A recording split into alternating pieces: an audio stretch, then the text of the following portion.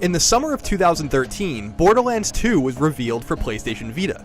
This was pretty exciting news for Vita owners, many of whom are fierce loyalists of the handheld, who often demand bigger, meatier games to accompany the platform's deluge of smaller indie titles. But a few weeks ago, that excitement dropped a bit when we played an unoptimized build with a stuttering frame rate and less than optimal controls. The good news is that games often come together very late in their development, and I played a near-final build that noticeably felt, looked, and ran better. All of the footage you're seeing in this video preview was captured directly from a Vita, and you can see for yourself that while Borderlands 2 on Vita isn't quite up to par with its PS3 cousin, it's certainly pretty close. Borderlands 2, which is set to come to PS Vita on May 13th, or a week earlier if you buy it alongside the new PS Vita 2000 model, is a feature-complete version of the game along with 6 DLC packs bundled in for free.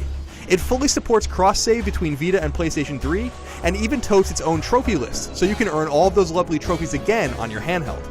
Vita simply isn't as powerful as PlayStation 3 though, and certain concessions had to be made. For instance, select assets have been removed from the backgrounds of the game, like far-flung mountain ranges. Likewise, you'll notice that enemies don't ragdoll when you kill them. This is by design, since having enemies explode in a burst of blood and then disappear means that corpses aren't littering the landscape, quite simply allowing Borderlands 2 to run better. Likewise, enemy volume has also been slightly reduced to make the game run better. One example is a section that may have 12 enemies on PlayStation 3, but will only have 10 enemies on PS Vita. Experience and money earned doesn't scale to make up for fewer enemies, however. The result is a game that runs at an average of 30 frames per second, though it does tend to dip a few frames below that and can even tick up a few frames above that, depending on what's going on around you. There's still some stuttering during heated gun battles, but Borderlands 2 on Vita runs stably. Unfortunately, load times between sections of the map are fairly exorbitant, and textures tend to take longer than usual to load, though hopefully further optimization between now and release will help mitigate these problems. One major issue I had during my initial time with the game some weeks ago was its control scheme, which puts somewhat essential actions like grenade throwing, skill activation, running, and melee attacking to the front touchscreen and back touchpad.